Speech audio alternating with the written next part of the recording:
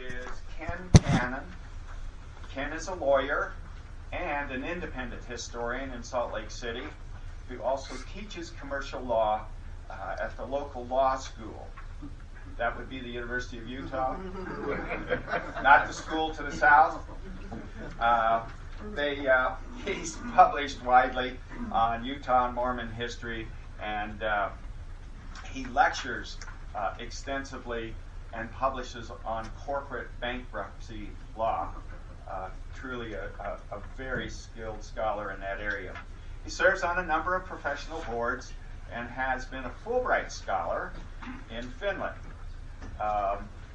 Other than all of this academic and research work that he does, he has a wonderful family. His wife Anne, their 5 sons and 3 daughters-in-law, 3 grandchildren.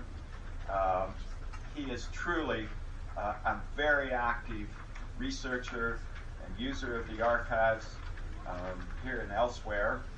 One of his sons is with us today. That's Geoffrey E. Cannon. He is a recent graduate of Brigham Young University in political science. He's been a student, this is the important part, of David B. Magleby, where he was a research assistant, and he's been involved in a number of analysis of elections, and he assisted his father in the presentation we are about to hear. Finally, our third presenter is Jason Friedman. Jason, a native of New York City, has worked in the academic world for 14 plus years. He earned his PhD from Michigan State University in 2009. He currently teaches at Wasatch Academy, where he teaches history and poli-sci, as well as he serves as director of the honors program. He is a modern American historian, and his primary research focuses on cultural issues surrounding the American presidency, the balance of power during the 1970s. We look forward to these 3 individuals. I will let you announce the title of your presentation. Let's start, please, with Gary. Gary, thank you very much. And welcome. Thank you. As I'm setting up, I have just a little announcement. If anybody's looking for 2 free tickets for tomorrow's ESFA tour, come and see me afterwards. The title of my presentation this morning is Ezra Taft Benson Meets Nikita Khrushchev, 1959, Memory Embellished. Almost as soon as he stepped down as U.S. Secretary of Agriculture in 1961, an appointment he had held for the previous 8 years, Ezra Taft Benson began to position himself as a nationally prominent Cold Warrior. His fiery, politically conservative speeches attacking communism's alleged inroads into American life and politics frequently blended the religious and the secular. As a member of the Quorum of 12 Apostles of the Church of Jesus Christ of Latter-day Saints, Benson enjoyed privileged access to a broad spectrum of venues. Thus, when he took the podium on Thursday morning, October 25, 1966, at LDS-owned Brigham Young University in Provo, Utah, as the school's devotional assembly speaker, Benson once again seized the opportunity to condemn communism's threats, real or perceived, to freedom, as he understood it, and to inveigh against American and especially LDS apathy. His blistering talk, Our Immediate Responsibility, recalled the similarly themed sermon he had delivered 3 weeks earlier at his church's semi-annual World General Conference, Protecting Freedom and Immediate Responsibility. In his BYU address, Benson referred to meeting Nikita Khrushchev, first Secretary of the Central Committee of the Communist Party of the Soviet Union, 7 years earlier in 1959. A longtime Soviet official known for his prickly personality and earthy humor, Khrushchev had toured the United States for 12 days from September 15 to September 27, 1959. Quote, "I have talked face to face with the godless communist leaders," Benson told his young audience, the memory seemingly as fresh as ever. Quote, "It may surprise you to learn that I was host to Mr. Khrushchev for half a day when he visited the United States. Not that I'm proud of it, I opposed his coming then and I still feel it was a mistake to welcome this atheistic murderer as a state visitor. But according to President Eisenhower, Khrushchev had expressed a desire to learn something of American agriculture, and after seeing Russian agriculture, I can understand why. As we talked face to face, he indicated that my grandchildren would live under communism. After assuring him that I expected to do all in my power to assure that his and all other grandchildren will live under freedom, he arrogantly declared in substance, quote, "You Americans are so gullible.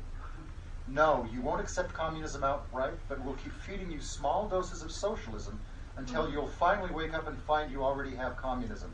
We won't have to fight you. We'll so weaken your economy until you'll fall like overripe fruit into our hands." End quote. 12 years later, in 1978, Benson again referred to Khrushchev, now deceased, stating briefly, quote, "Yes, I have stood face to face with tyranny. I was host to Mr. Nikita Khrushchev for half a day when he visited the United States. I am not proud of this. I had stated my reservation to the president, and I still feel it was a mistake to invite this godless despot as a state visitor. To this day, I get an uneasy feeling when I think of that experience." End quote. When he addressed the same topic the next year, in 1979, Benson expanded his narrative, employing somewhat harsher rhetoric. Quote, "I have stood face to face with tyranny personified. As Secretary of Agriculture and at the request of President Eisenhower, I was host to Mr. Nikita Khrushchev for half a day when he visited the United States. I still feel it was a mistake to invite a godless despot as a state visitor, a despot dedicated, as were his predecessors, to the destruction of our country and the freedom of mankind, with a goal which may be summarized as follows, quote, "First we will take Eastern Europe, then the land masses of Asia, and then we will surround that last bastion of freedom, the United States of America," end quote.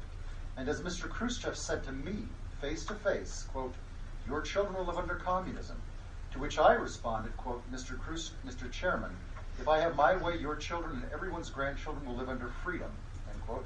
He responded, quote, "Oh, you Americans, you are so gullible. No, you will not accept communism outright, but we will keep feeding you small doses of socialism until one day you wake up and find you already have communism. We won't have to fight you. We'll so weaken you until you will fall like overripe fruit into our hands," end quote. However, in his references prior to 1966, Benson did not link Khrushchev's statements regarding communism to the two men's 1959 encounter. In The Red Carpet, a compilation of Benson's writings and speeches published in April 1962, Benson wrote, quote, "They, that is communist subversives, have made their mark on this land. They march under a variety of political banners. They work 24 hours a day. They speak glibly of ultimate victory. Their leader Khrushchev said this to an American television audience, quote, 'And your grandchildren will live under socialism in America,' end quote." Later, Benson stated, a few months before coming to the United States in 1959, Khrushchev is reported to have said, quote, "We cannot expect the Americans to jump from capitalism to communism, but we can assist their elected leaders in giving Americans small doses of socialism until they suddenly awake to find they have communism," end quote. In his final paraphrase, Benson noted, quote, "Khrushchev tells us to our face that our grandchildren will be socialists. I do not believe it, and neither do you, my fellow Americans," end quote. 6 months after The Red Carpet appeared, Benson's memoir of his years as Secretary of Agriculture, Crossfire, was published. In it, Benson provided the first and most detailed account of his 1959 encounter with Khrushchev. As the two men and their entourages met in the 11,000-acre U.S. government complex in Beltsville, Maryland, on Wednesday morning, September 16, Benson gave a brief opening statement on the virtues of, quote, "our capitalistic free enterprise system," end quote, to which Khrushchev, quote, "made no response," end quote. Then followed the group's hour-plus public relations tour of the federally funded facility, accompanied by several hundred journalists and others. At the end, Khrushchev asked some questions, turned to the crowd, and according to Benson, quote, "began to show off before the photographers. From the strong, stolid, silent spectator, he became the hardy, blustering, effusive buffoon, joking and wisecracking, even lecturing. He tried very hard for laughs, but he did most of the laughing himself," end quote. Not quite 2 hours after arriving, Khrushchev returned to Washington, D.C. for lunch with the National Press Club and a tour of the nation's capital. The next day, he and his party left for New York City, Los Angeles, San Luis Obispo, San Francisco, Des Moines, Coon Rapids, Iowa, Pittsburgh, and back to Washington, D.C. before departing for Moscow. The difference between the statements regarding communism Benson attributed to Khrushchev in 1962 and then in 1966 is apparent. In 1966, Benson asserted that the Soviet leader told him, quote, face to face, that his grandchildren would live under communism. Benson objected, and Khrushchev retorted that Americans would be fed, quote, small doses of socialism until their weakened economy, quote, would fall like overripe fruit into our, that is the communists' hands. When he repeated the story in 1979, Benson again stated that the exchange took place, quote, face to face. In 1962, however, Benson referred to the statements differently. In his autobiography, the statements are entirely absent. Benson's personal journal for the 1959 meeting is equally silent. At the time of the event, Benson was specifically asked if, quote, there had been any arguments, to which he answered, quote, no, sir, no arguments in the farm field. Benson's wife, Flora, added that it, quote, seemed to me they, that is the Khrushchevs, were all very courteous, end quote. In the red carpet, Benson noted only that Khrushchev's statements were made, quote, to an American television audience, that Khrushchev was, quote, reported to have made the statements, quote, a few months before his 1959 visit, and that Khrushchev merely, quote, tells us to our face, end quote. In 1962, Benson did not source Khrushchev's statements to their September 16, 1959 meeting. 4 years later, in 1966, he explicitly situated them as having occurred during the two men's encounter. Benson was not the first to attribute the statements to Khrushchev. In his August 1, 1959 speech on Soviet television, following his famous kitchen debate with Khrushchev, U.S. Vice President Richard Nixon referred to Khrushchev's alleged boast about American grandchildren living under communism. Quote, I have one final thought to add. Mr. Khrushchev predicted that our grandchildren would live under communism. He reiterated this to me in our talks last Sunday, July 26, 1959. Let me say that we do not object to his saying this will happen. We only object if he tries to bring it about. And this is my answer to him. I do not say that your grandchildren will live under capitalism. We prefer our system, but the very essence of our belief is that we do not and will not try to impose our system on anyone else, end quote. About 1961, if not earlier, Khrushchev's statement regarding small doses of socialism began to surface at politically conservative American forums, sources of much of Benson's own political education, including a 1961 speech on the floor of the U.S. Senate. Pressed for a source, the representative of one publication said they were told the statement appeared in a speech Khrushchev delivered about 4 months before his September 1959 trip to the United States, but could not produce documentation. These early appearances coincided with the publication of Benson's The Red Carpet, where the statements also first emerged in Benson's own rhetoric. 4 years later, in 1966, when Benson linked overripe fruit to small doses of socialism, he appropriated imagery, overripe fruit, that had been attributed to Soviet Premier Vladimir Lenin, apparently first in 1954 in testimony before the U.S. Senate Internal Security Subcommittee, and then in 1958 in the Blue Book of the John Birch Society. In fact, Benson's use of overripe fruit and small doses in the same sentence, and his crediting them to Khrushchev, may mark the first time in American political discourse that the two expressions were linked.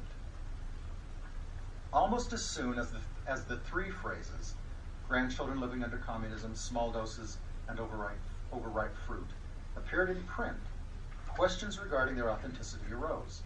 In 1961, Montana U.S. Senator Lee Metcalf stated, quote, whoever created this quotation and those who, knowing it to be spurious, nevertheless disseminate it are cut from the same cloth as communists and fascists, end quote. The next year, Morris Udall, Arizona congressman and LDS church member, asked the Library of Congress about the origin of the small doses of socialism statement. The librarians responded, quote, we have searched the legislative reference service files, checked all the standard reference works on quotations by Khrushchev, and consulted with the Slavic Division of the Library of Congress, the Department of State, and the U.S. Information Agency in an attempt to determine the authenticity of this quotation. From none of these sources were we able to produce evidence that Khrushchev actually ever made such a statement, end quote. Attempts to source the overripe fruit statement to either Lenin or Khrushchev proved similarly fruitless. Despite repeated effort, none of the three expressions as attributed to Lenin and or Khrushchev has ever been authenticated. For Ezra Taft Benson, the LDS Church was, quote, the dominant force in my life, and its teachings took precedence over all other competing, quote, theories, dogmas, hypotheses, or relative truths. Benson believed as a central tenet of his religious faith that God had founded the United States of America as a democratic Christian republic and had inspired the development of a self-regulating economy based on hard work, individual responsibility, and private ownership. Benson interpreted what he believed to be the whisperings of the Holy Spirit as sanction to speak boldly on LDS doctrine, including political and social issues, and fully embraced what he understood his role as Christ's watchman on the tower to be. At the same time, Benson knew that he sometimes exhibited a rigidity of thought and intemperance of word, what he termed as resolute resistance, that impacted his relationships with people whose views differed from his.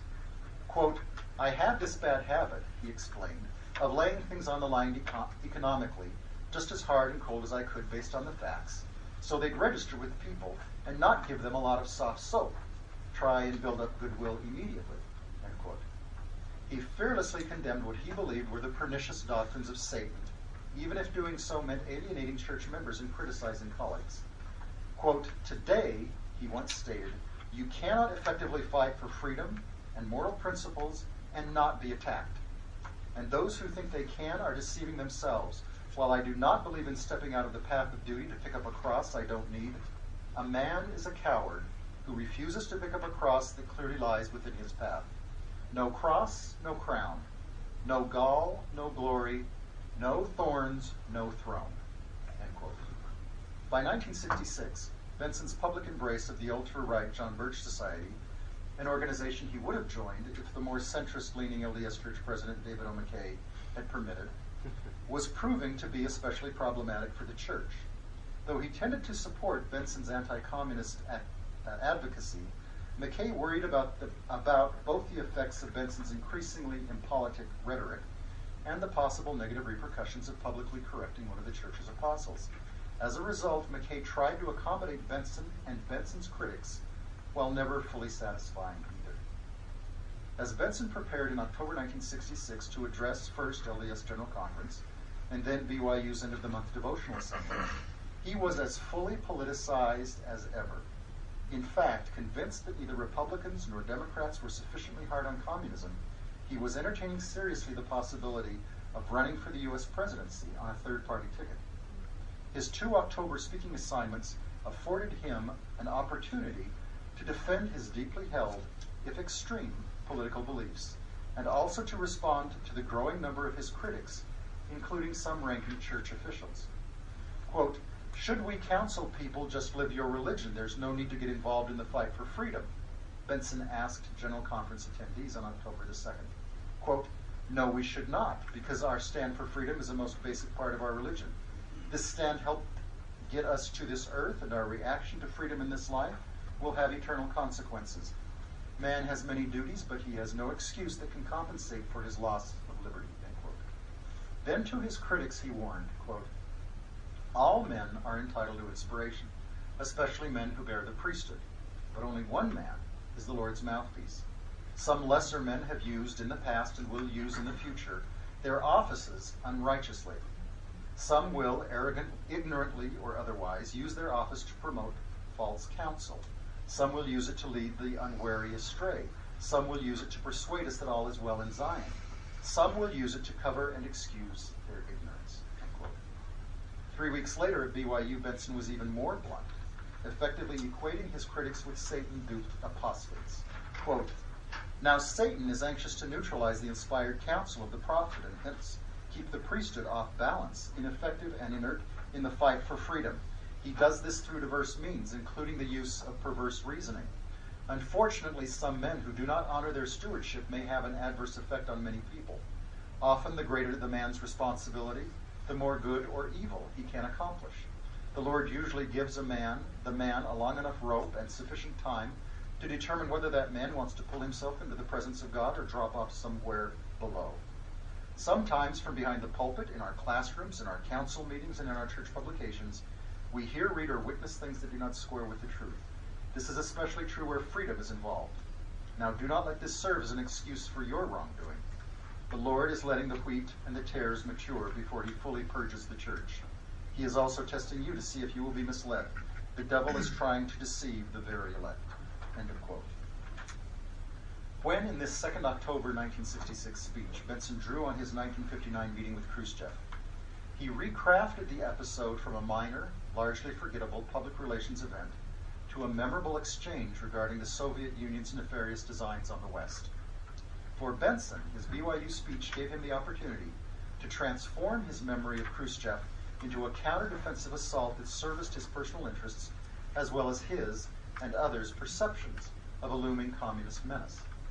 Eternally Heaven's patriot, Benson was and would remain in the years that followed the most politically oriented, polarizing, and divisive member of the LDS leadership hierarchy. Memories are not confined to one particular area of the brain, waiting to be extracted as if a folder from a filing cabinet drawer. Rather, they are composed, puzzle-like, of fragments of information stored in different parts of our mind. As we access and assemble them in statements, in conversations with others, in repeated reminiscences, and or hear others recall their own versions of the same events, our stories, quote, can change as the mind recombines these bits of information, end quote. Memory is, writes Charles V. Ford, a professor of psychiatry at the University of Alabama, quote, malleable, fluid in time and space, and reflective of our current needs. Memories are being continuously reconstructed in terms of our current emotions, experiences, and prejudices, and also by our relationships with others, end quote. Because memory is reconstructive, adds researchers Carol Travers and Elliot Aronson, it is, quote, subject to confabulation, confusing an event that happened to someone else with one that happened to you, or coming to believe that you remember something that never happened at all, end quote. As it turns out, confabulation is neither rare nor difficult to provoke, and what is surprising is how convinced people can become of the factual accuracy of their confabulations. However we may attempt to explain Ezra Taft Benson's differing accounts of his meeting with Nikita Khrushchev, we must keep in mind that Benson's intentions are unrecoverable. We cannot know if Benson genuinely misremembered his encounter and believed he was accurately summarizing the experience. If, when in October 1966 at BYU he recalled the meeting, Benson projected backwards expressions he believed Khrushchev had made, and then represented what he believed had been the gist of their conversations, or if Benson intended deliberately to embellish some of the specifics of his meeting with Khrushchev to validate and emphasize what he believed was the very real threat of communism. Because of the reconstructive nature of memory, our speculations about Benson's intentions, however tied they may be to context, source, and fact, are at best informed guesses. As LDS historian Richard Paul reminds us, quote, who has not discovered the capacity of his own memory to remodel the past, end quote. What we do know is that Benson's remembered narrative of his encounter with Khrushchev occurred as part of a defensive rhetorical maneuver targeting in part his critics in the LDS hierarchy, men who, in Benson's eyes, challenged his testimony and threatened his position as champion of freedom. Perhaps, as a result, Benson needed to reassert his self-confidence and prestige. If so, his use of Khrushchev functioned to reinforce his self-perception as a leading American patriot, privy to the machinations of communism's leaders. It also helped to cement his reputation as a committed anti-communist missionary, eager for converts to the anti-communist movement. To the extent he and other people believed him, Benson's use of Khrushchev bolstered his own self-image. Of course, rather than embellish the details of his meeting with Khrushchev, Benson could have consulted his 1959 journal and or his 1962 autobiography, or employed the same rhetoric regarding Khrushchev and communism as he did in The Red Carpet. But national and world events since his 1959 encounter had changed. Benson may have genuinely misremembered his meeting with Khrushchev, but if so, the needs of October 1966 presented an urgency that, for Benson, demanded strong public action. Benson's confabulated narrative justified his own besieged self-image, and with repeated tellings, or warpings, the story became part of Benson's identity, larger and truer than the historical facts. One person's embellishment is another person's truth. Benson's confabulation may have resulted from a temptation he simply was unable to resist. Thank you. The title of our paper is Separation of Prophet and State, the 1914 Reelection of Reed Smoot. The election of 1914 was a watershed in Utah, particularly in the Senate race. Republicans had controlled Utah's congressional delegation in both houses of the Utah legislature for years. Cracks had begun to appear in this monolithic political control, however, and changes were in the offing.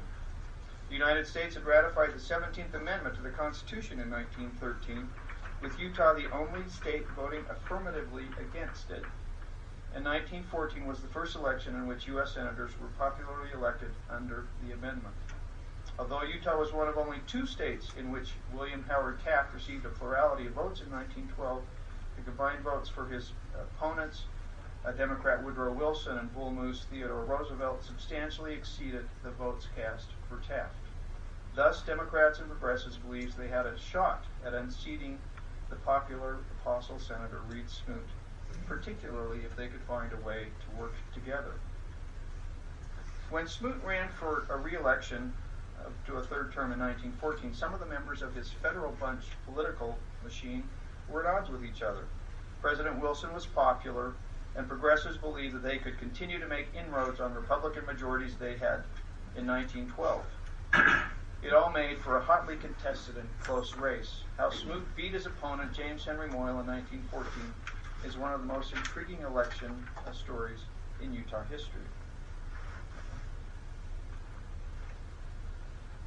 Just before the election, the Salt Lake Tribune mused that Senator Smoot, quote, entered the campaign with every condition adverse, end quote. Smoot was a stand-pat Republican, that is, one who did not embrace most progressive reforms, and a majority of Utah's electorate had voted against stand-pat William Howard Taft in 1912.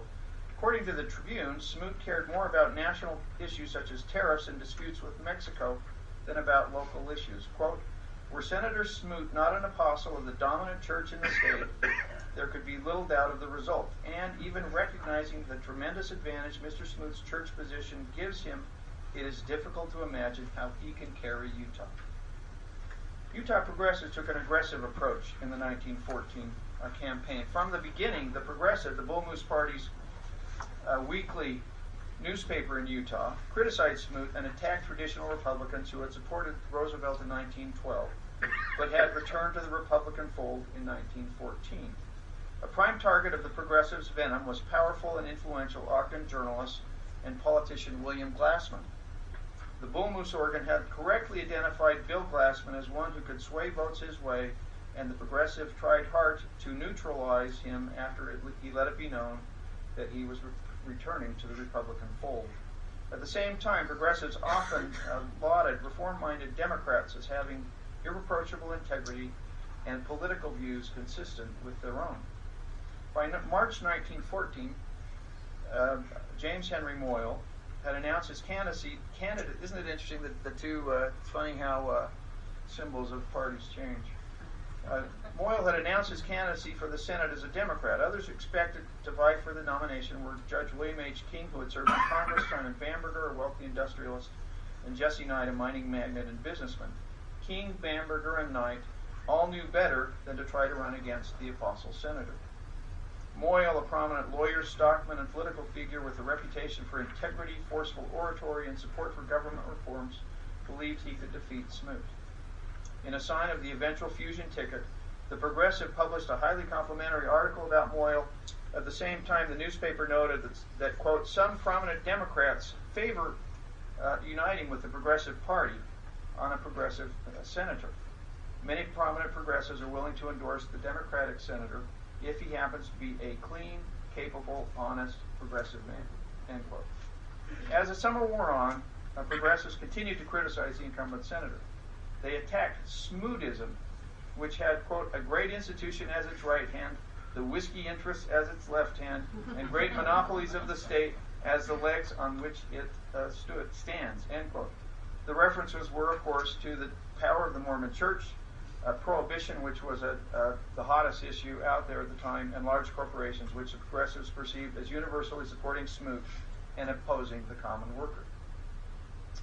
Support for fusion grew as time passed. In late March, the progressives suggested that, quote, if the Democrats tender us their aid in accomplishing this great piece of work, why not accept it, end quote.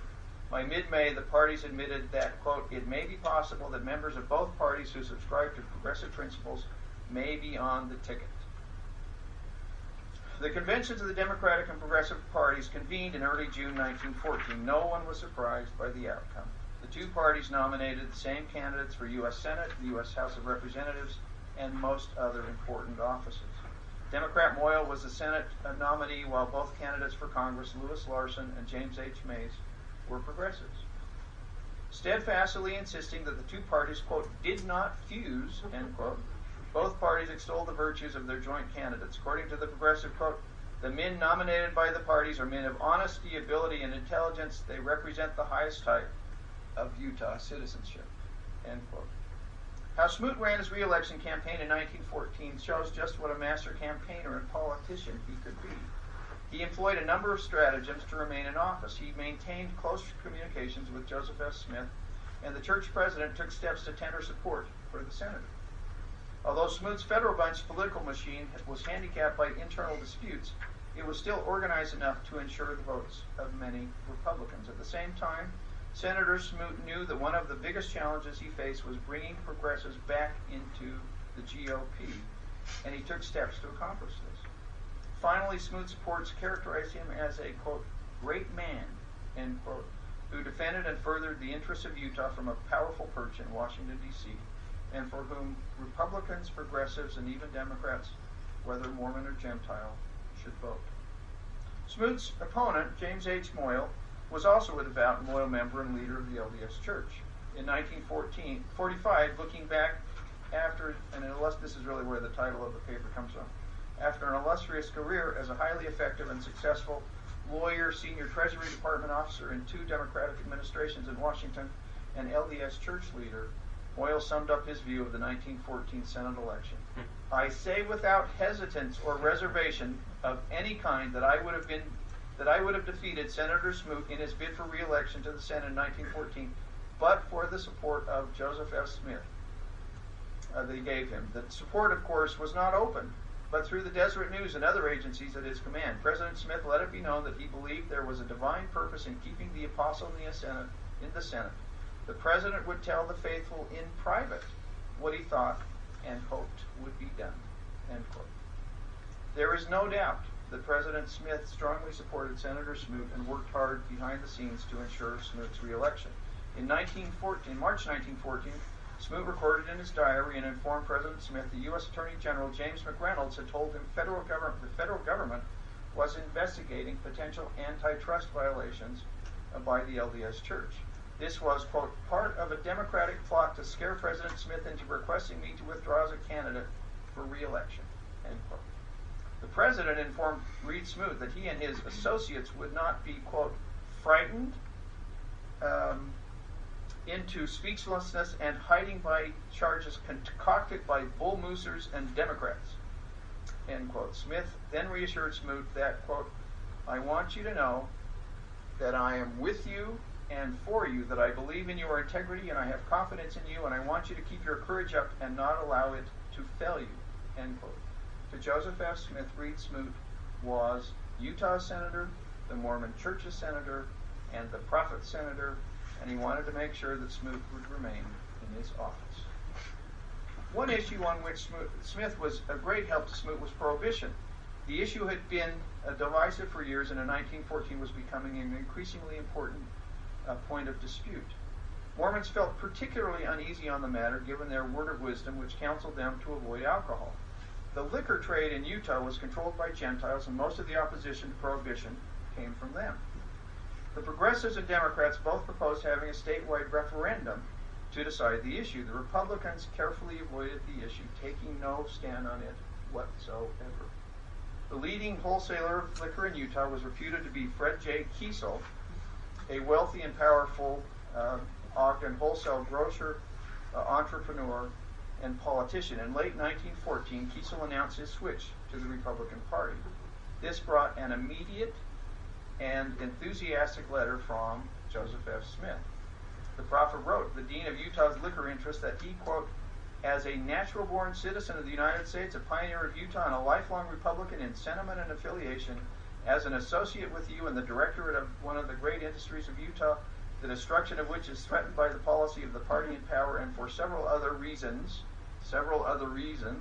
unnecessary to mention here, i.e. prohibition, I congratulate you on the recent move you are reported to have taken relative to your political views, end quote. This is quite extraordinary, actually. Smith added a postscript. Please accept the foregoing from me as a fellow citizen, not as a churchman. I really want to see the original to see if it's on First Presidency. It's in the letterpress. It's in the letterpress copies of Joseph F. Smith, and my guess is it was probably, I don't know, Rick, you would know that better than I. But it's an interesting question. In my view, it was not possible for the prophet to be perceived simply as a fellow citizen.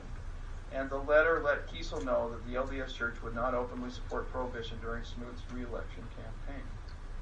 Joseph F. Smith took even more drastic action on the prohibition issue later in the campaign. Smoot's biographer, Milton R. Merrills, believed that, quote, about 3 good sermons on prohibition at LDS October General Conference would have deprived the country of Smoot's political services for the succeeding 2 decades. On September 25th, 1914, Smoot was told by his aide, quote, to make no statement on the liquor question until I heard from him, end quote. Then 3 prominent Utah Republicans sent Smoot a telegraph imploring him to come home at once to stop activities by prominent Mormons to push prohibition, the most prominent of which was Heber J. Grant. Smoot wired Ed Callister, quote, to see Nibley and wire me again. Soon, Smoot's close friend, presiding Bishop Charles W. Nibley, informed the senator that he, George Sutherland, and Ed Callister had, quote, conferred, end quote, in late September of 1914 with President Smith, quote, on prohibition matters that some of our folks are unwisely pressing at this time, end quote. The prophet decreed that there would be no conference addresses on the subject. As Charles M. Morris quickly informed Smoot, quote, the prohibition matter has been adjusted. I do not expect we will have any more serious trouble with that. It threatened, however, to be so serious that our success was anything but sure. With the full confidence of the prophet and the critical help from him on the prohibition issue, Senator Smoot pursued other actions to ensure his re-election. In June and July 1914, as Republicans began preparing for their own state convention, Smoot worked hard to convince fellow Provo resident and non-Mormon industrialist C.E. Luce, who had bolted the Republican Party in 1912, to support Roosevelt to serve as a state Republican chair.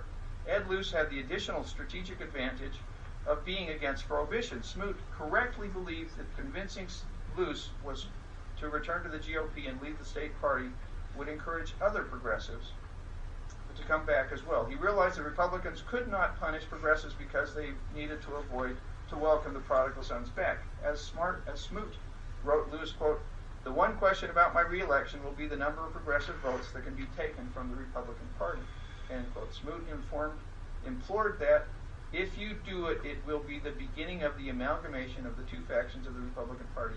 You can do this better than any other man in the state, end quote. Luce relented and was soon elected state Republican Party chair to bring wayward progressives back into the fold. Progressive Republicans represented a serious threat to Smoot's re-election, and the Bull Moose Party's fusion with Democrats made this worse. Soon, some of the strongest Republican partisans had left in 1912 to follow Roosevelt, frustrated with Taft's abandonment of Roosevelt's reform agenda. A critical recovery from progressive ranks was Bill Glassman, the influential and fiery editor and publisher of the Ogden Standard, who progressives had attacked so hard to undermine his influence. Glassman had supported Roosevelt and other Bull Moose candidates in 1912, but Smoot welcomed Glassman back into the Republican Party with open arms. Progressives responded by actively seeking to keep reform-minded members in the Bull Moose ranks. Smoot did not want just progressives to vote for him. He also wanted Democrats, whether Mormon or not. One of the ways that his adherents sought to promote their candidate was by creating an image of him as a great man, In 1914, Smoot and his adherents pursued this in several different ways. Charles M. Morris compiled a booklet entitled Honorable Reed Smoot, His Record in the Senate, which rehearsed everything, and I do mean everything, Smoot had done for Utah, and extolled him as one of the statesmen, quote, whose keenness, energy, and patriotism, end quote, placed them among the best leaders in the country. Smoot workers also widely publicized tributes to the senator from prominent national Republican office holders and businessmen.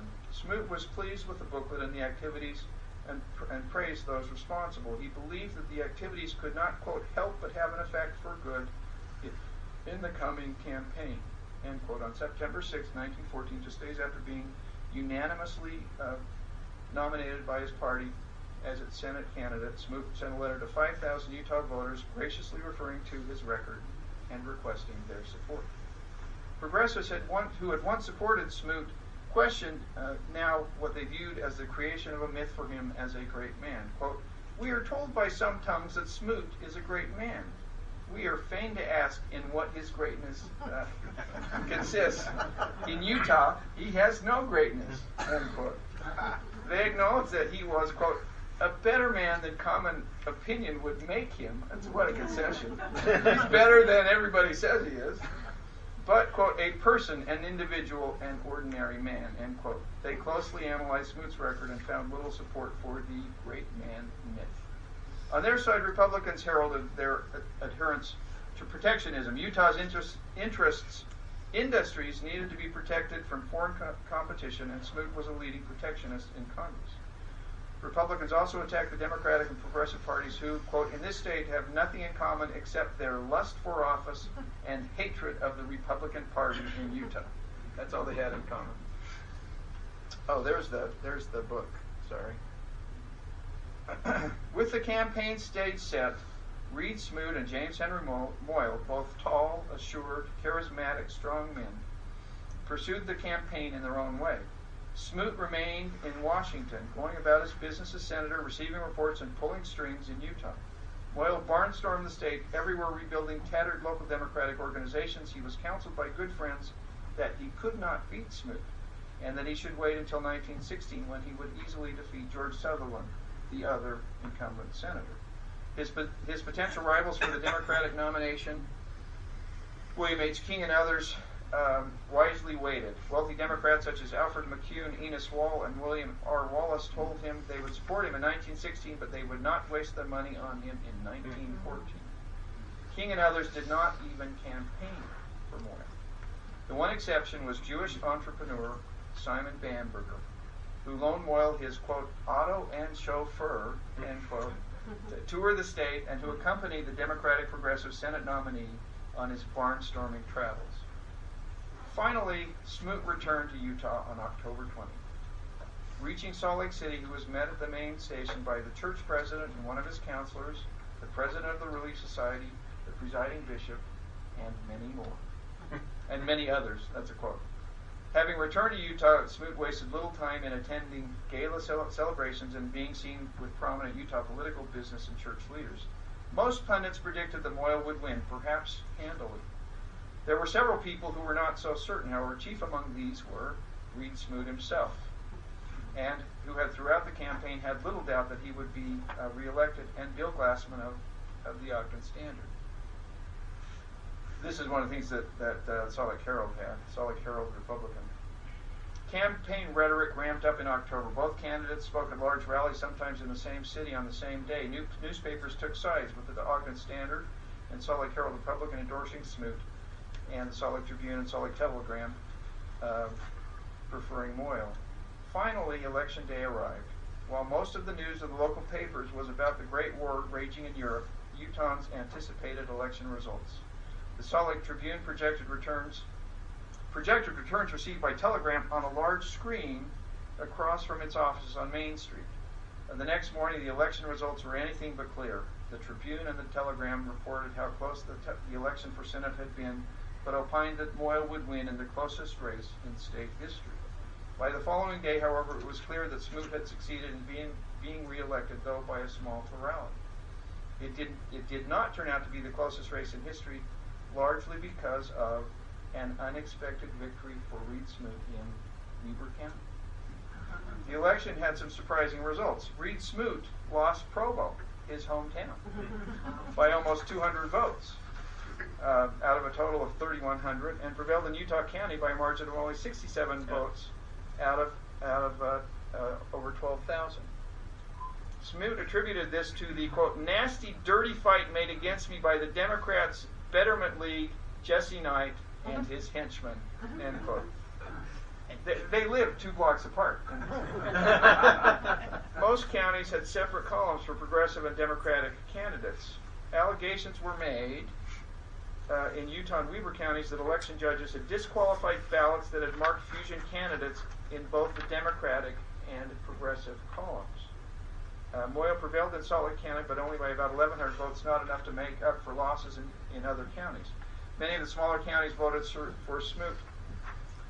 Weber counties, which progressives and Democrats had expected to win by a large margin, voted strongly for Smoot, giving him more than 50% of the vote in Weber County. Ogden, unlike Provo, voted for Smoot. Not really.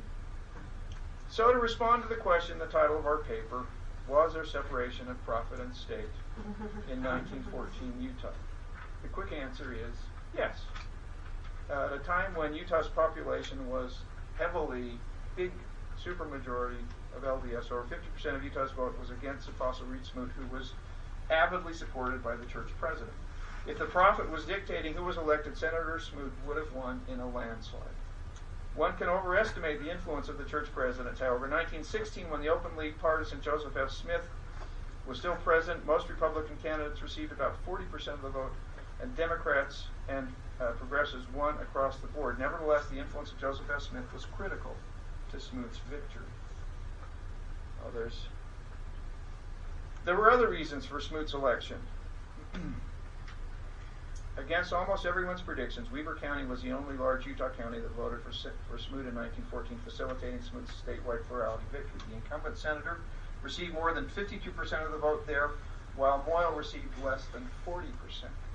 The incumbent, as the Salt Lake Tribune reported it shortly after the election, quote, the result in Weber County was a great surprise to the Democrats and progressives. William Glassman, former progressive, campaigned very hard to carry the county for Smoot. This was in stark contrast to the result of the presidential election in 1912, when Weber County returned approximately 36% of its votes for progressive candidate Theodore Roosevelt, who actually won. Weber County is the only place in Utah where Roosevelt won in 1912, and guess who led his campaign there? It was the same Glassman. He was a fierce and adroit campaigner, had worked hard for Roosevelt in 1912 and for Smoot in 1914. He appears to have been substantially responsible for Roosevelt's unusual success in Weber County in 1912 and Smoot's surprising win in the county in 1914. Although the difference in Weber County, which is about 1,400 votes, wasn't enough to sway the whole state. If Weber County had gone as people anticipated, Smoot would have lost. The third reason for Smoot's re-election in 1914 is the personality and political acumen of the senator himself. He worked hard at rapprochement with progressives. He openly courted Gentiles and Democrats, and the brilliant actions he and his lieutenants took led to his slim margin of victory. Ultimately, as New York Times reporter and Utah native Isaac Russell said of Smoot and Moyle, quote, Moyle had not the gift for being popular that Smoot had. Democrats and progressives did well in 1914, taking one U.S. House seat, winning more of the open U.S. The state Senate seats than Republicans, and almost taking control of the state House with 13 Democrats, 9 progressives, and 1 socialist to 23 Republicans, resulting in a 23-23 gridlock between the coalitions. In an interesting footnote to the 1914 election, however, in 1916, William H. King beat incumbent Republican Senator George Sutherland by over 17,000 votes. Simon Bamberger was elected as Utah's first Mormon and only Jewish governor, and the Democratic and progressives won every other statewide office. In the legislature, they took control of the state Senate, losing only 1 open seat, and dominated the state House with a majority of, contrast this with today, 44 Democrats and progressives to 1 Republican and 1 socialist. There were as many socialists in the Utah House as there were Republicans. Kind of a different audience today. I'm coming after hard politics. And I switched to education. It warms the cockles in my heart, though, because I get to progressivism next week in my history classes. So. Kind of came to this topic by providence. I feel like providence is the right word talking about McMillan and Young today. But I study presidents. And it's just hard to get out to Ann Arbor or to get to Atlanta to study the presidents I want to study. And so I needed to find a new passion in Utah. And I went into my school's archives, I started looking around, and I saw this debate that had been talked about and written about a little bit, but not really delved into. There's a book out that writes the history of the school I work at, but it's not really a history by a historian, it's more of a story typed up that you hear at the dinner table. In fact, Donna, who's awesome, but Donna Glidewell's book says it's not a history. The history still needs to be written. I said, oh, there's my niche. So I went up, dug in the archives at my school, dug in the archives at Westminster, and I came to hear about this story about the man who founded the school I work at, a man by the name of Duncan McMillan. Born in Giles County, Tennessee, June 2nd, 1846. How did this guy from Tennessee end up in central Utah? How did this guy from 2 time zones over, probably hadn't heard of Mount Pleasant when he was young, ended up here? And so that's the story I started looking at. During the Civil War, McMillan started off as a regimented orderly. Now, this is actually one of the big controversies about McMillan. Depending on where you look, different stories about his Civil War service come up in different manners. Every source I've seen showed that he's a regimental orderly, and he's kind of a bucket boy for his dad's brigade to begin with. Don't ask me what a bucket boy is, I'll explain later. But he ends up later on during the war with Sherman, marching from Atlanta to Savannah, burning everything in sight, which is a pretty impressive contrast considering all the good he does later on in life. Think about if he was truly with Sherman, how much destruction he caused. But after the war, he goes back to Illinois, goes to a small college called Blackburn, earns his bachelor's, and then eventually a master's, sacred theology as well, and then a doctorate from William and Jefferson College 10 years later. But between the master's and the doctorate, something happened that changed his life. He rushed into a burning building to help some young women who were stuck inside, essentially, and as a result, he ended up with a bad lung condition. Now, this is where it gets interesting, because his doctor says, look, you need to find a drier climate. Your lungs aren't going to heal, you're going to live a very good life. Go find someplace drier. They told him maybe to go find Arizona or Montana. He says, no, I'm going to go to Utah, which definitely dry in Utah. That's going to work. So not New Mexico, not Montana, but McMillan says, no, I'm going to go to Utah. I want to find a dry climate. But I don't think it's a coincidence that the Presbyterian minister wants to go to Utah where he knows the LDS church is dominant. In fact, I'd say that the fact that Duncan McMillan ends up into Sanpete County, which for those who may not be from Sanpete County, if you look at a map of Utah and put your finger right on the middle of the map, that's Sanpete County. The foray into Sanpete is probably more providence than anything else. The Presbyterian church saw their work in Utah, and the LDS dominated Utah in the same way they would look at a Mexican or Indian dominated New Mexico or Colorado.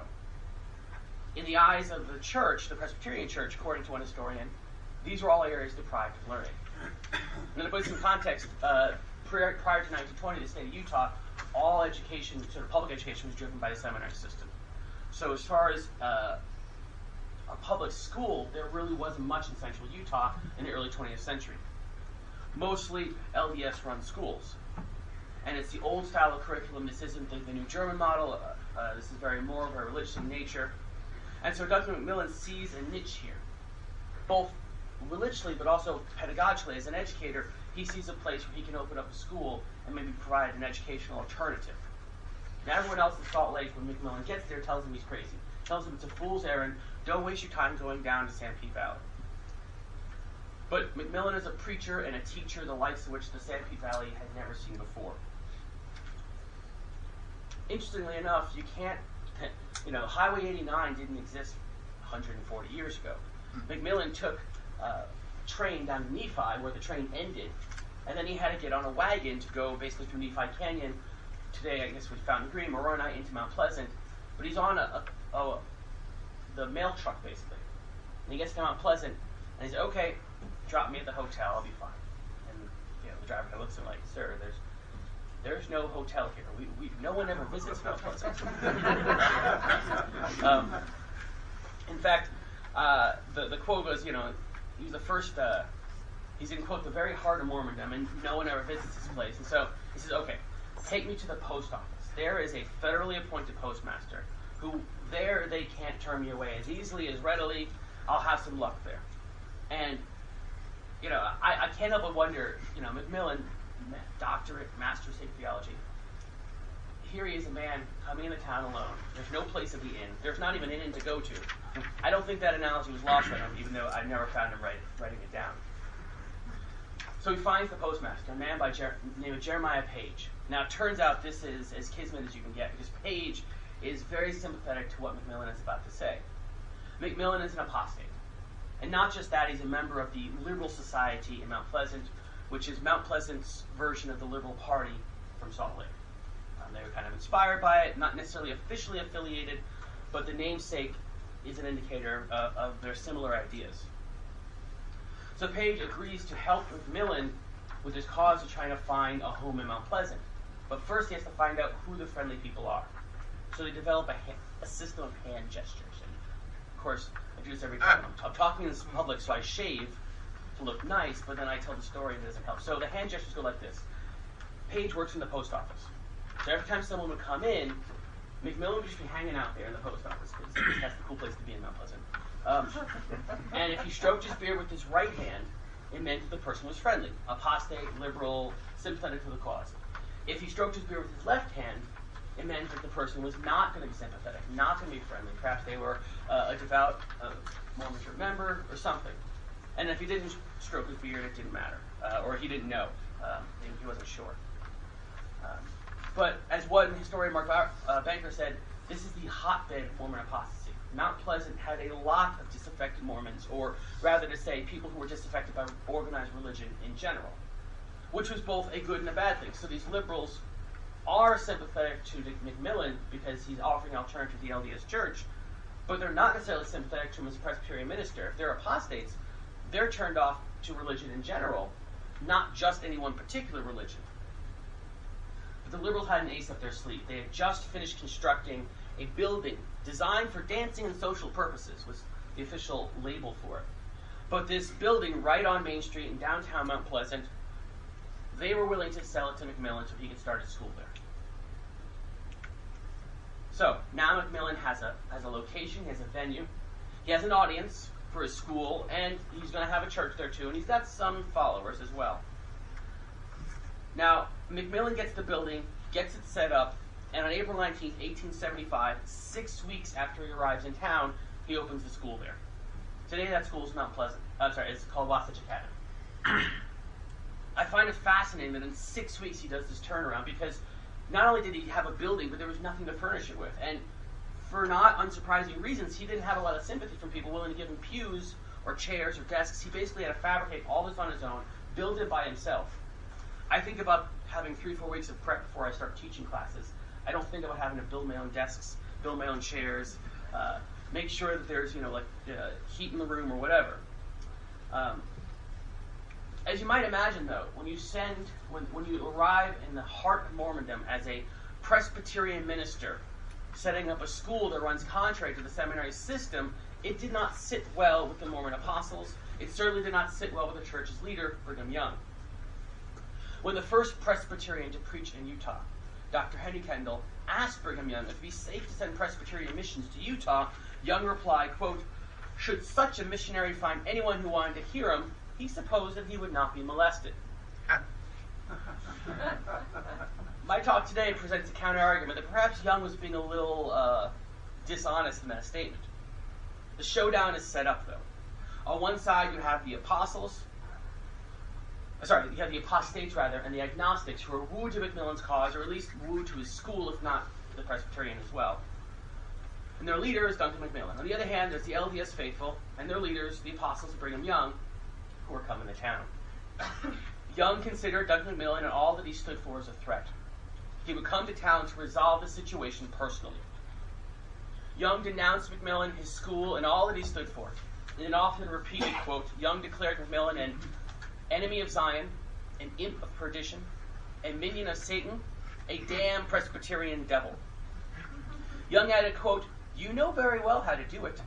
What would you do if a wolf should jump into your corral and proceed to destroy your sheep?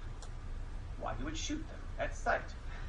Souls are more precious than sheep, and it becomes you to be correspondingly diligent in disposing of this intruder." Now here's one of the big points of contention, and I always get cool kind of answers to this. Did Young just put a hit on McMillan?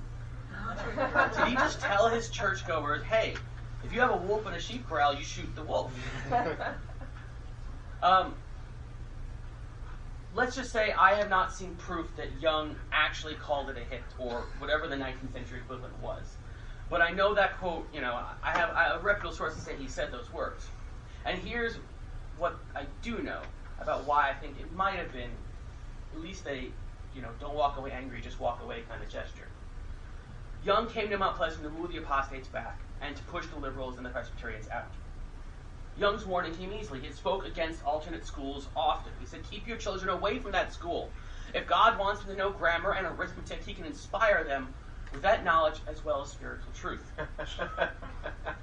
Now, in Young's defense, in an agrarian community, Young argued formalized education begat a generation that would not work. Math and science are interesting and useful, but if you're raising a group of farmers, perhaps not as, I don't know. I think it's wrong. I think you absolutely have to have the generalized education, but I'm a high school teacher. I'm allowed to say that. Young said, educate a lad and he will want to become a governor, a judge, and a treasurer. You can get no useful work out of him. Free schools make lawyers, doctors, devils of our boys, and quite unfit them for any future usefulness.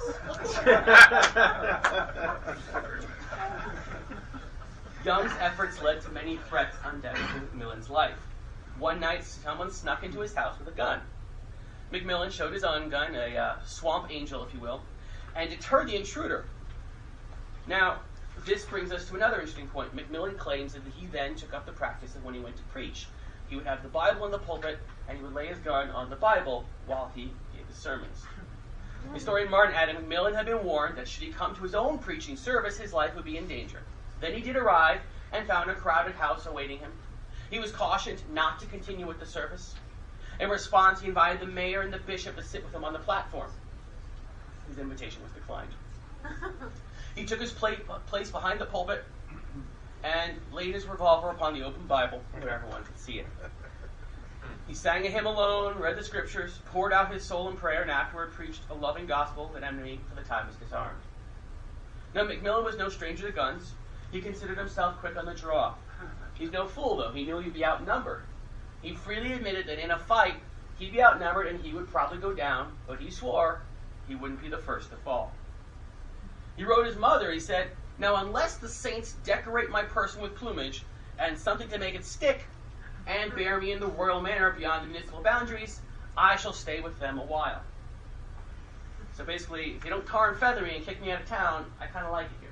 Which, having been in Mount Pleasant for 5 years, it grows on you quickly. It's beautiful. So here's McMillan. So someone has actually tried to sneak into his house and shoot at him. Whether or not that person was acting on Young's orders, I don't know. But in logic class they say post hoc ergo propter hoc. Just because two things happen after each other doesn't mean one caused it. But it's an interesting coincidence. Now, the newspapers in Salt Lake get in on this. They see this debate happening in Mount Pleasant. They hear about Wasatch Academy. They hear about McMillan. They hear about the tension between him and Young. The Daily Tribune argued that leaders like McMillan were the future of Utah Territory, and myopic Mormon pressures were counterintuitive. The future of this territory rests with the character of young people who in a few years will be active members of society, conducting its affairs, molding public opinion, and giving birth to and shaping the destiny of the coming generation. The article goes on to say the delusion of Mormonism rarely survives the second generation. The sons and daughters of devout saints grow up with a disgust for the divine ordinance, which has branded a stain upon their brows and wrecked the happiness of many thousand homes. Tribune, being the anti-LDS newspaper, or at least the Gentile standard, is supporting McMillan and seeing him as a harbinger of good days to come. The Tribune contended that McMillan offered a superior education, and that the LDS Church, with its leadership, stood in the way by, quote, sending their children to inferior and unattractive Mormon schools. According to the Tribune, McMillan was a zealous instructor who gathered young folk almost without effort. McMillan's presence brought the debate of church rule or no church rule to the forefront, as many locals embraced his presence. Now, the Tribune is the secularist and the apostate, Gentile-friendly mass daily, and on the other end, there is the Deseret News, with editor Charles Penrose. The Deseret News claimed Duncan McMillan lied, and that Young never threatened him in the first place. Now, the Tribune stood by its version of the facts, including the threats of McMillan's life, and elsewhere around the nation, this story gets picked up. The Arkansas City, Kansas newspaper, The Traveler, quoted Presbyterian Reverend G.W. Martin saying, quote, utterly insensible to fear and adept in the use of firearms, he was yet a true soldier of the cross, a skillful organizer, and an accomplished educator. His zeal, tempered with moderation, won the confidence of the saints and allayed their bigotry. They saw he was giving a better quality education than can be obtained in the Mormon schools, and they were willing to incur the displeasure of their spiritual masters by sending their children to his school. Now, over time, the animus dissipated. The Mormon objections dissipated. The longer Wasatch Academy stood in Mount Pleasant, the longer Duncan McMillan stayed in Mount Pleasant, the more the LDS Church tolerated their new neighbors. 5 years into his run, the numbers for the school looked good. On March 31st, 1880, Reverend R.G. McNeese, pastor of the Presbyterian Church in Salt Lake City, gave encouraging statistics to the success of mission schools in the state. Speaking about Sanpete County, pretty much an allusion to McMillan, McNeese declared, quote, Sanpete has been leavened and the whole mass is set a-moving with a revivifying agency introduced. McMillan left Wasatch Academy in Mount Pleasant after about 5 years. He only spent 5 years in Mount Pleasant. He went on to do other things around the nation. He served 8 years in the Utah ministry. He went and started 40 other schools around the Mountain States area and the nation of various degrees and sizes. Different ones lasted different times. To the best of my knowledge, Wasatch Academy, 140 years later, is the only one still in operation. McMillan died on June 27, 1939, at the age of 93. The veteran preacher and educator had lived a long life. It's interesting because Wasatch Academy continues to grow. It's 30 states and 40 countries now. And every year there's a Founders Day celebrating McMillan. And on one hand you think, well, I don't think McMillan could have predicted how many countries and states now travel around the globe to get there. But here's a man who saw a need for pioneering education and found a niche and pursued it. And I'd like to think that the school still kind of reflects that today, just in different ways. But certainly the legacy of Duncan McMillan lives on, as does the school he started. In fact, so one last anecdote, if you ever find yourself in Mount Pleasant, the original schoolhouse, Liberal Hall, that he bought from the Liberal Society in 1875, was recently reacquired in the last couple years by the school. It's been refurbished and looks really beautiful. It's kind of cool to go in there to the original schoolhouse that McMillan started. So, thank you very much.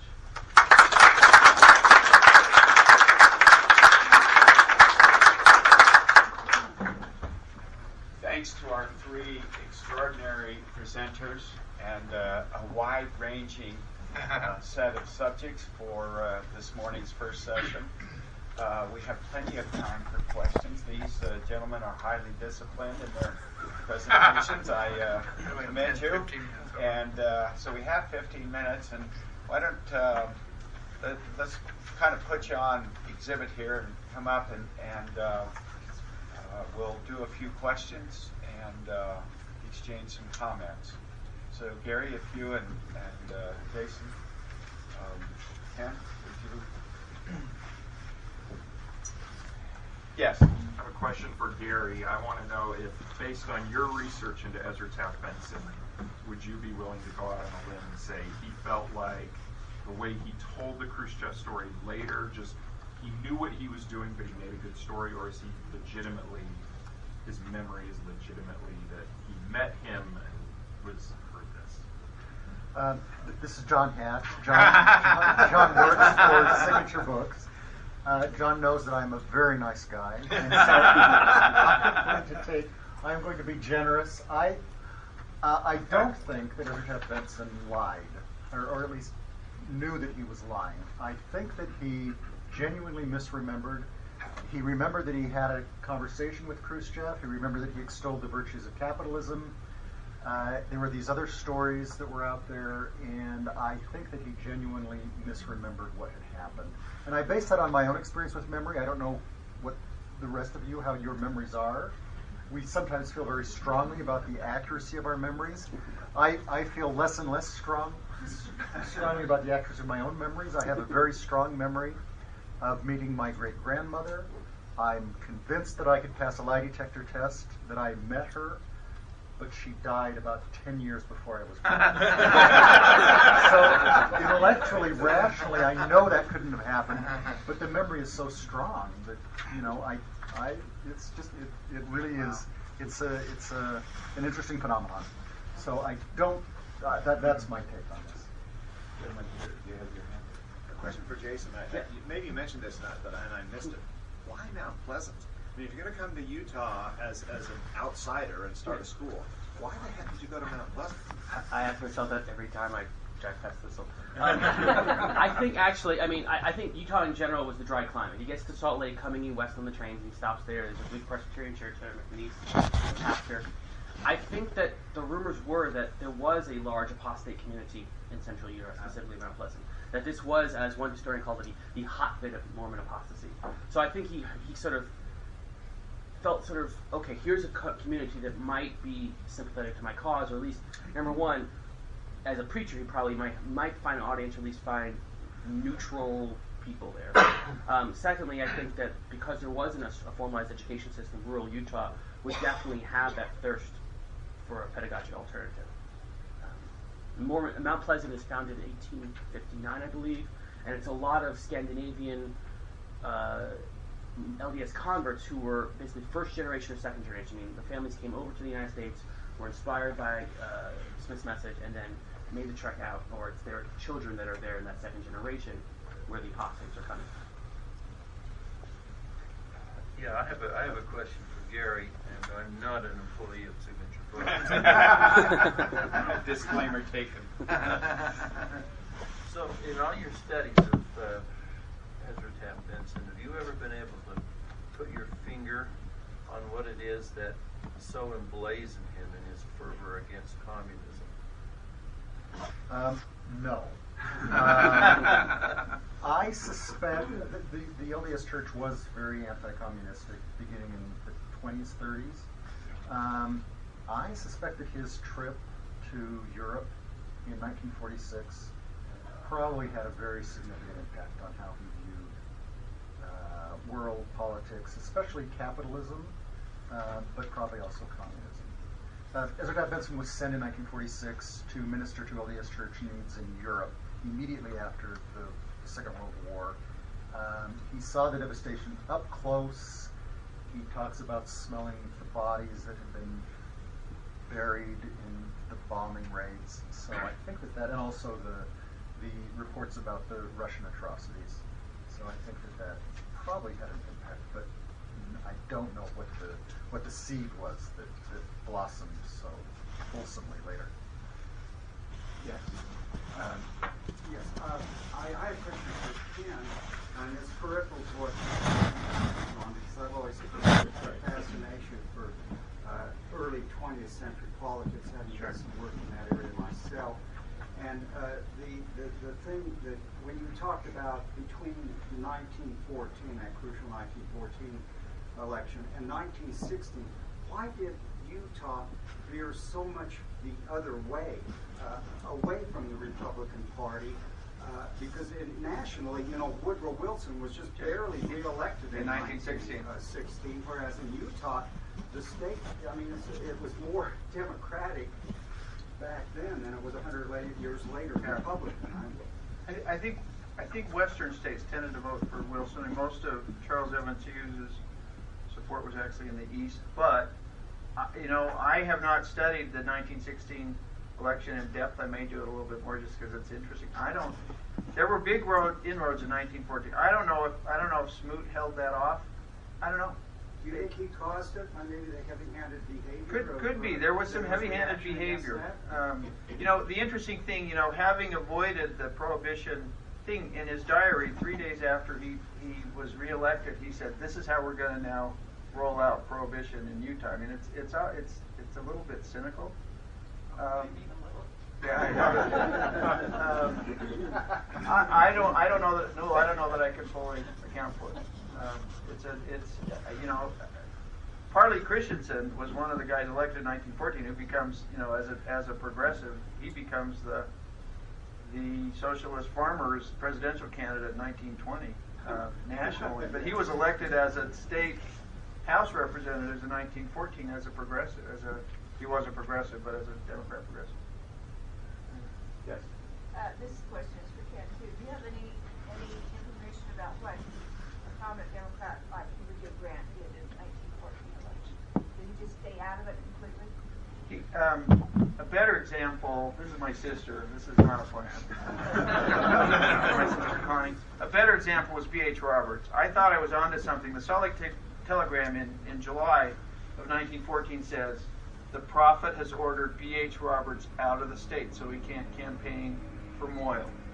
And I thought, I am onto something. I know why Smoot won. Well, as it turns out, he went back and did some research for his history of the LDS Church in New England for a few weeks, but he came back.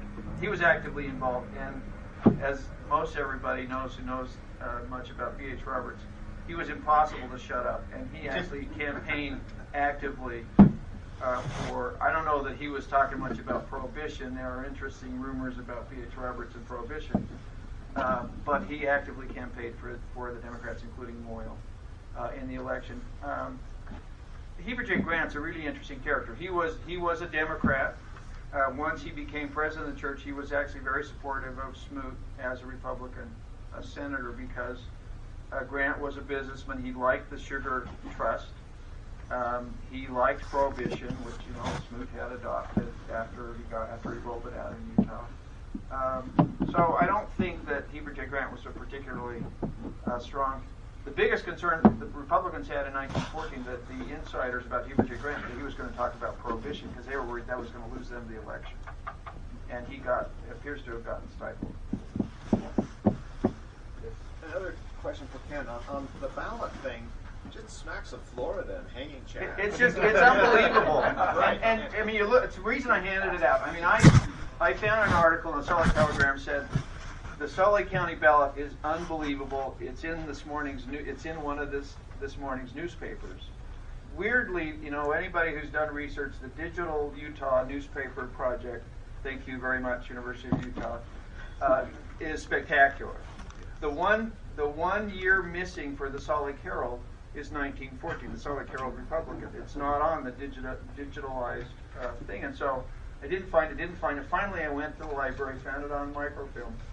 There, for 3 days in a row, that ballot they published as a full-page exhibit 3 days before the election, so people could know how they were supposed to vote if you were a good Republican. So my question about it was it's in the elections of the time. I mean, so the fact that the ballots were discarded if they voted for both.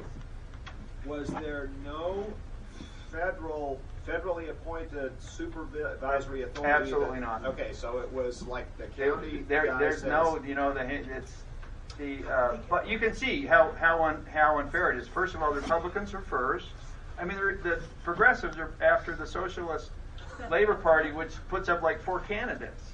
And I mean, and the big question, and there were actually lawsuits that I don't know if they were actually filed. They were threatened that in Utah County and Salt Lake County that so many have been thrown out after the Republicans told people if you want Moyle, you got to vote for him in both columns, because they knew if that happened, the ballot would be discarded.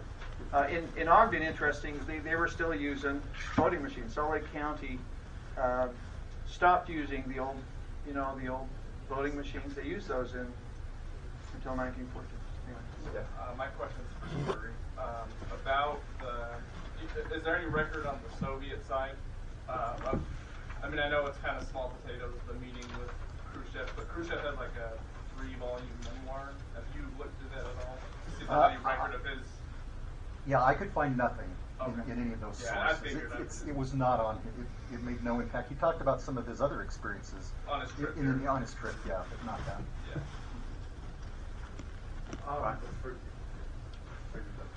For Gary, usually when you hear people talk about the faults of memory, they want to indict history generally and say it's unreliable.